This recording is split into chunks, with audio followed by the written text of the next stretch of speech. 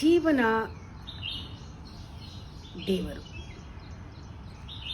ಜೀವನಕ್ಕೆ ಸಹಜವಾದ ದೈವಿಕ ಸ್ವಭಾವಗಳು ಜೀವನದ ಧರ್ಮ. ಅದು ಜೀವನಕ್ಕೆ ದೈವಿಕ ಸ್ವಭಾವಗಳಿದೆ. ಈ ಜೀವನದ ದೈವಿಕ ಸ್ವಭಾವಗಳು ಪ್ರಕೃತಿಯಲ್ಲಿ ಸ್ಪಷ್ಟವಾಗಿ ಪ್ರಕಟವಾಗ್ತಾ ಇದೆ. ನಾವು ಕಾಡು ಮೇಡು, ಗುಡ್ಡ ಬೆಟ್ಟ, ಪರ್ವತ ಶಿಖರ, ನದಿ, ಸರೋವರ, ಸಮುದ್ರ, ಇದೆಲ್ಲ ಪ್ರಕೃತಿಯ ಮಧ್ಯದಲ್ಲಿ ಹೋಗಿ ಸ್ವಲ್ಪ ರಿಸೆಪ್ಟಿವ್ ಆಗಿ ಅದನ್ನು ನೋಡುವ ಸಿದ್ಧತೆ ಸ್ವಲ್ಪ ಇದ್ದರೆ ನಮಗೆ ಆ ಡಿವೈನ್ ಸ್ಪಿರಿಟ್ ಏನಿದೆ, ಆ ಜೀವನ ಅನ್ನೋದು ಆ ಜೀವದೊಳಗೆ ಉಕ್ಕಿ ಹೊರಗೆ ಬರ್ತಾ ಇರೋದು ಕಾಣಿಸುತ್ತೆ. ಅದಕ್ಕೆ ಅಷ್ಟು ಪವರ್ ಇದೆ ಅಲ್ಲಿ.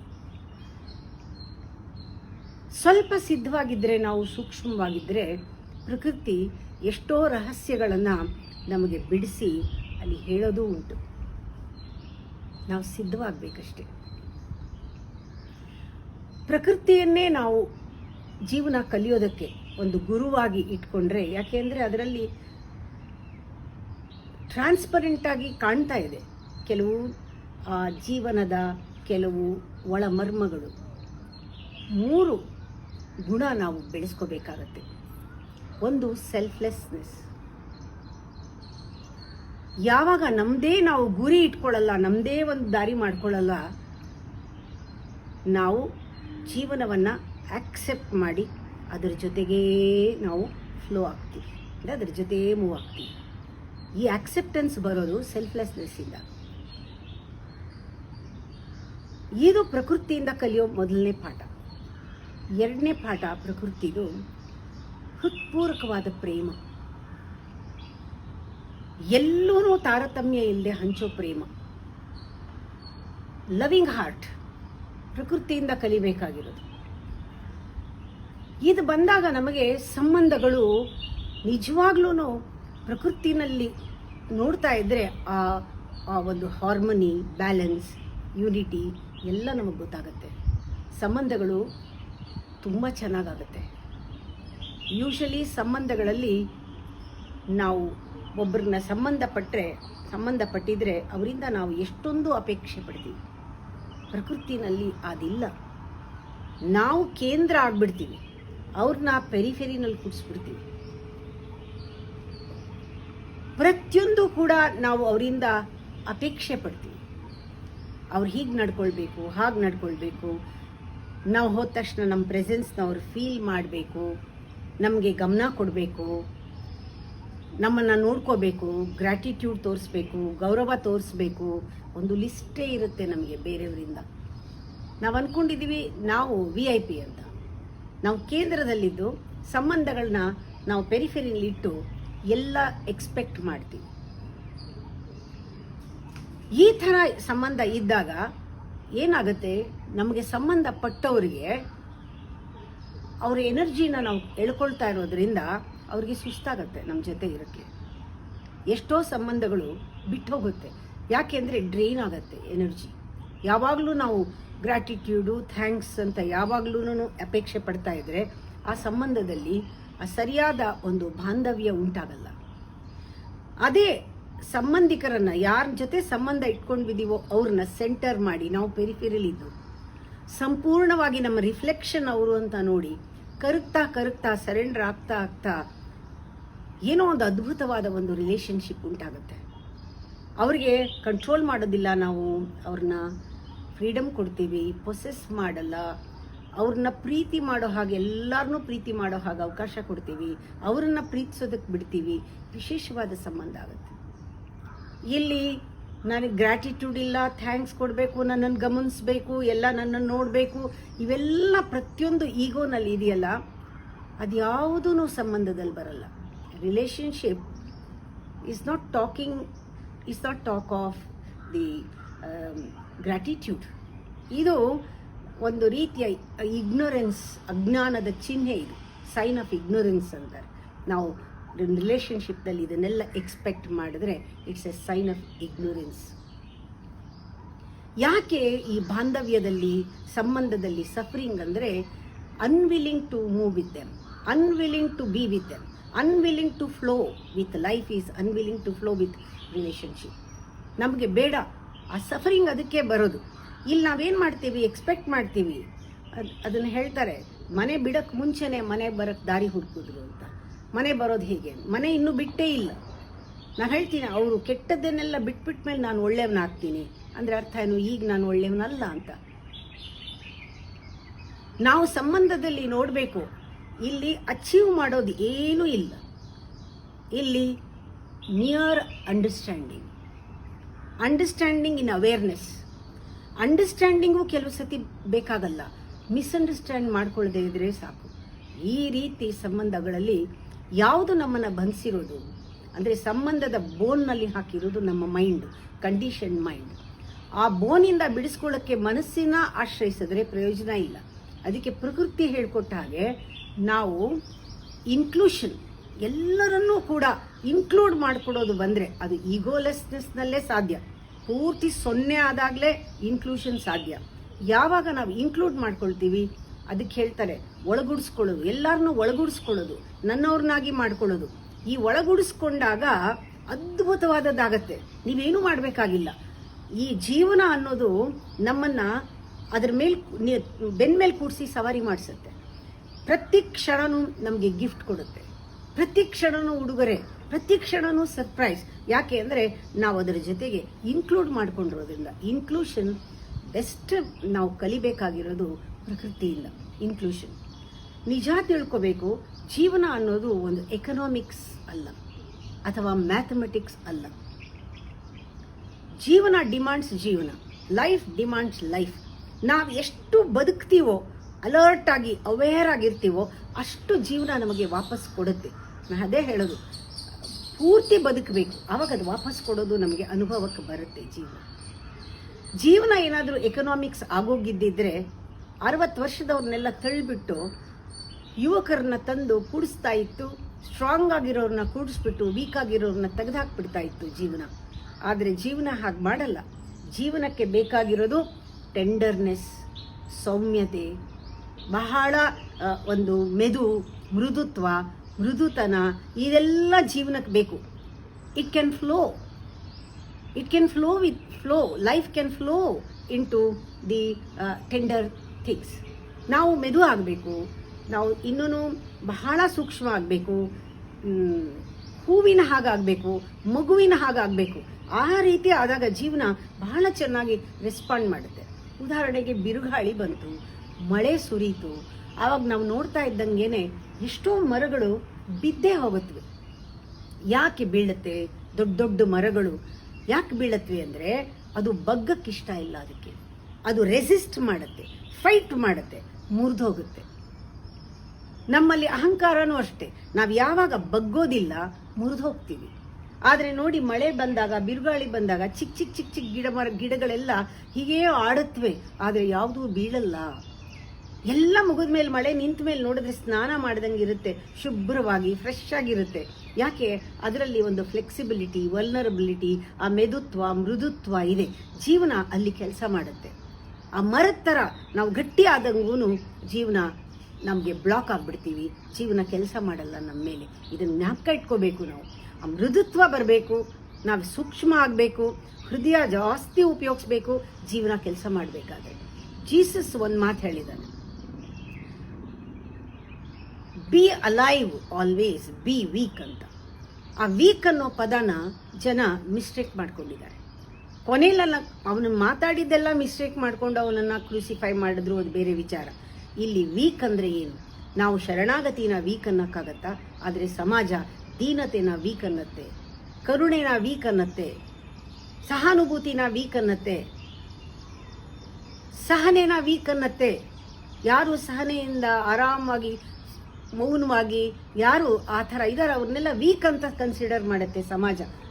ದಯೆ, ಕರುಣೆ, ಎಲ್ಲ ದೈವಿಕ ಗುಣಗಳನ್ನು ವೀಕ್ ಅನ್ನೋಕ್ಕಾಗತ್ತಾ? ಅದರಲ್ಲಿ ಏನು ಪವರ್ ಇದೆ ಅಂತ ಯಾವುದು ಗೊತ್ತಿಲ್ಲ. ಹಾಗೆ ಎಷ್ಟೋ ಜನ ಜೀಸಸ್ನ ಅರ್ಥ ಮಾಡ್ಕೊಂಡಿಲ್ಲ. ಗಾಂಧೀಜಿನೂ ಹೇಳಿದ್ರು, ಒಂದು ಕೆನ್ನೆ ಬಾರಿಸಿದ್ರೆ ಇನ್ನೊಂದು ಕೆನ್ನೆ ತೋರಿಸು ಅಂತ ಹೇಳಿದ್ರು ಅಲ್ವಾ.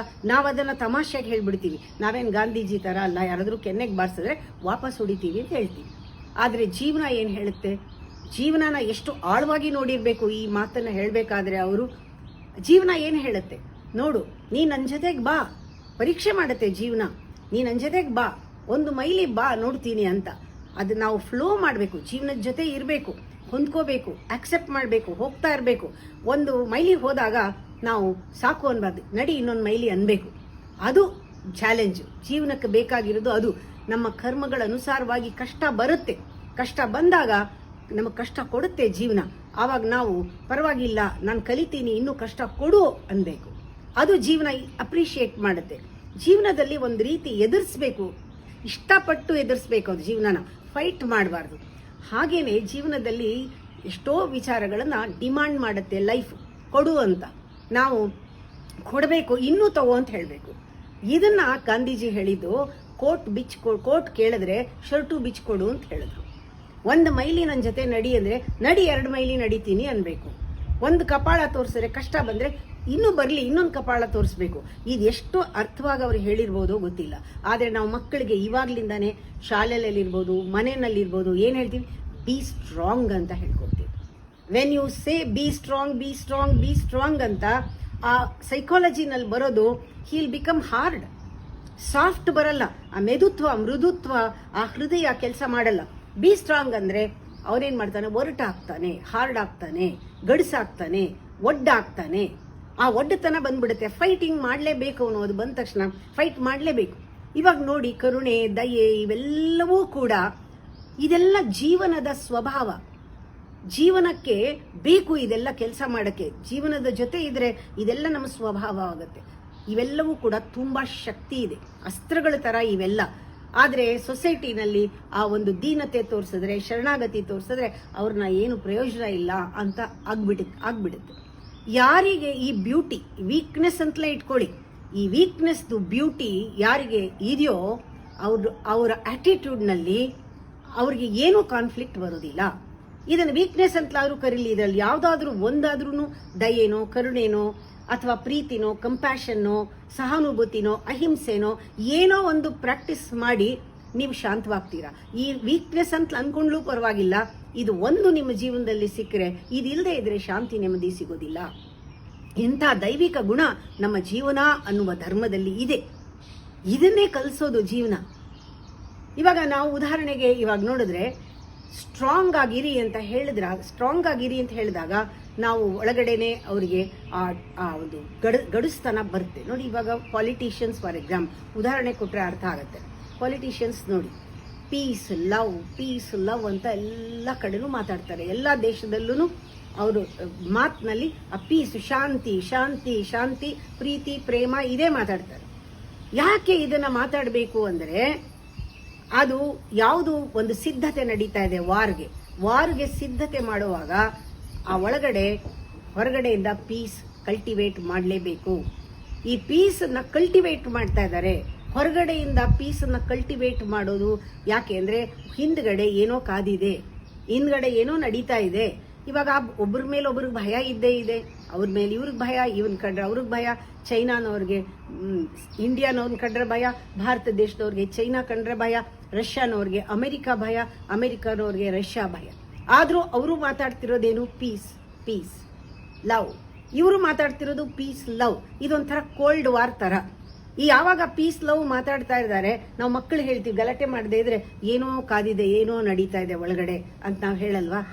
ಮೌನ ಇದ್ರೆ ಏನೋ ನಡೀತಾ ಇದೆ ಅಂತ. ಹಾಗೆ ಪೀಸ್ ಲವ್ ಯಾವಾಗ ಹೊರಗಡೆಯಿಂದ ಕಲ್ಟಿವೇಟ್ ಸ್ಟಾರ್ಟ್ ಆಯಿತು, ಒಳಗಡೆ ಏನೋ ನಡೀತಾ ಇದೆ ಅಂತ. ಇದು ಕೋಲ್ಡ್ ವಾರ್ ಥರ. ಮಾನವ ಇದಕ್ಕೆ ಜನಾಂಗ ಗೊತ್ತಿರೋದು ಎರಡೇ ಅನ್ಸುತ್ತೆ.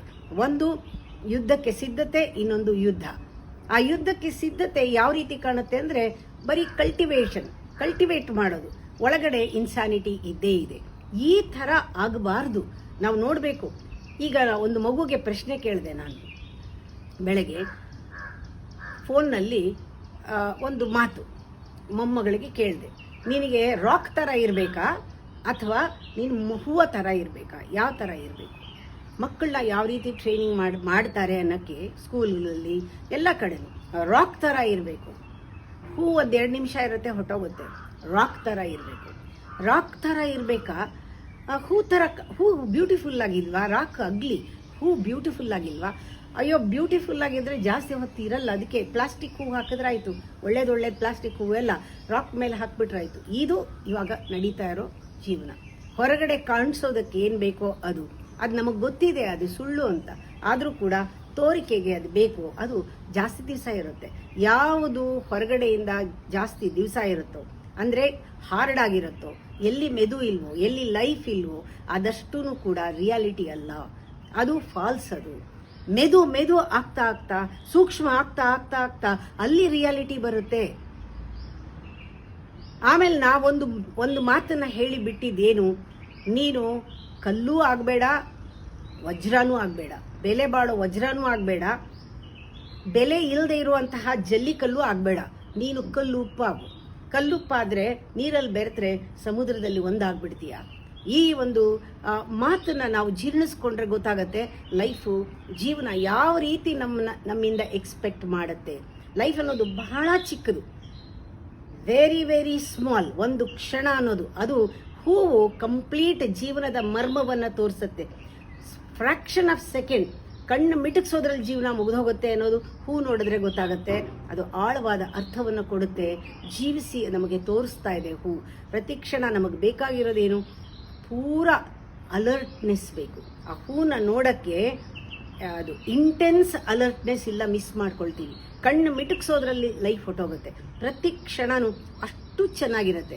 ನಾವು ಗಮನಿಸಬೇಕು ಲೈಫ್ನ, ಅದು ಯಾವ ರೀತಿ ಅರಳುತ್ತಾ ಇದೆ, ಜೀವನ ಅನ್ನೋದು ಹೇಗೆ ಅರಳುತ್ತೆ ಅಂತ. ಒಂದು ಮಗು, ಎಳೇ ಮಗುವನ್ನ ನೋಡಿದ್ರೆ ಗೊತ್ತಾಗುತ್ತೆ. ಪ್ರತಿ ದಿವಸ ಆ ಮಗುವಿನಲ್ಲಿ ಒಂದು ಬದಲಾವಣೆ ನೋಡ್ತಾ ಬರ್ತೀವಿ. ಆ ಮಗುವಿನಲ್ಲಿ ಬದಲಾವಣೆ ನೋಡುವಾಗ್ಲೇನೆ ಆ ಜೀವನ ಅರಳೋದು ಗೊತ್ತಾಗತ್ತೆ. ಹೂವು ಅರಳೋದು ಹೇಗೆ ಅಂತ ಗೊತ್ತಾಗತ್ತೆ, ಲೈಫ್ ಅರಳೋದು ಹೇಗೆ ಅಂತ ಗೊತ್ತಾಗತ್ತೆ. ಆ ವಿಕಾಸ ಬಹಳ ಸೂಕ್ಷ್ಮ. ಅದಕ್ಕೆ ಮನಸ್ಸು ದೇವ್ರನ್ನ ಅರ್ಥ ಮಾಡ್ಕೊಳ್ತಾ ಇಲ್ಲ. ಯಾಕೆ ಮನಸ್ಸು ದೇವ್ರನ್ನ ಅರ್ಥ ಮಾಡ್ಕೊಳ್ತಿಲ್ಲ? ಮನಸ್ಸಿಗೆ ರಾಕ್ದು ಸೈಕಾಲಜಿ ಗೊತ್ತು, ಫ್ಲವರ್ದು ಸೈಕಾಲಜಿ ಗೊತ್ತಿಲ್ಲ. ಮನಸ್ಸಿಗೆ ರಾಕ್ದು ಲಾಜಿಕ್ ಗೊತ್ತು, ಆದರೆ ಫ್ಲವರ್ದು ಲಾಜಿಕ್ ಗೊತ್ತಿಲ್ಲ. ಯಾಕೆ ಅಂದರೆ ಅದಕ್ಕೆ ಬೇಕಾಗಿರೋದು ಮ್ಯಾಥಮೆಟಿಕ್ಸ್, ಇದಕ್ಕೆ ಬೇಕಾಗಿರೋದು ಎಸ್ಥೆಟಿಕ್ಸ್.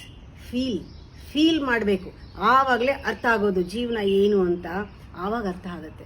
ಯಾವಾಗಲೂ ಹೇಳ್ತೀನಿ, ಒಂದು ಮರ ನೋಡ್ತಾ ಇದ್ದಾಗ ನನಗೆ ಅನ್ನಿಸ್ತು, ಬುಡ ಎಷ್ಟು ಕಾಂಡ ಎಷ್ಟು ಹಾರ್ಡಾಗಿದೆ, ಮೇಲ್ಗಡೆ ಅದೇನೆ ಎಷ್ಟು ನವಿರಾದ ಹೂವು, ನವಿರಾದ ಇದು ಹೇಗೆ ಬಿಟ್ಟಿದೆ, ಎಷ್ಟು ಚೆನ್ನಾಗಿದೆ ಬ್ಯಾಲೆನ್ಸು ಒಂದು ಮರದಲ್ಲಿ, ಪ್ರಕೃತಿನಲ್ಲಿ.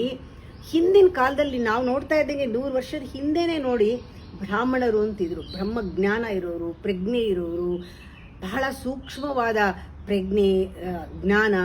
ಈ ಮಿಸ್ಟಿಕ್ಸ್ ಅಂತಾರೆ, ಮಿಸ್ಟಿಕ್ಸ್, ಯೋಗಿಗಳು, ಸಿದ್ಧರು, ಯೋಗ ಮಾಡೋರು, ಆರ್ಟಿಸ್ಟ್ಗಳು, ಪೊಯೆಟ್ಸು, ಇವ್ರಿಗೆಲ್ಲರಿಗೂ ಹೈಯರ್ ಲೆವೆಲ್ ಅಂದರೆ ಅವ್ರಿಗೆ ದೊಡ್ಡ ಒಂದು ಮನ್ನಣೆ ಕೊಟ್ಟು ಅವ್ರನ್ನ ಮೇಲಿಡ್ತಾ ಇದ್ರು. ಅವ್ರಿಗೆ ನಮಸ್ಕಾರ ಮಾಡೋರು, ರಾಜರೇ ಗುರುಗಳಿಗೆ, ಆ ಒಂದು ಯತಿಗಳಿಗೆ, ಆ ಸ್ವಾಮಿಗಳಿಗೆ ನಮಸ್ಕಾರ ಮಾಡೋರು, ಅವರಿಂದ ತಿಳ್ಕೊಳ್ಳೋರು. ವಿವೇಕದಲ್ಲಿ ಅವ್ರಿಗೆ ಗೌರವ ಇತ್ತು. ಆ ಮೇಲ್ಗಡೆ ಇದ್ರು ಅವರೆಲ್ಲ, ಸೂಕ್ಷ್ಮವಾಗಿರೋರೆಲ್ಲ.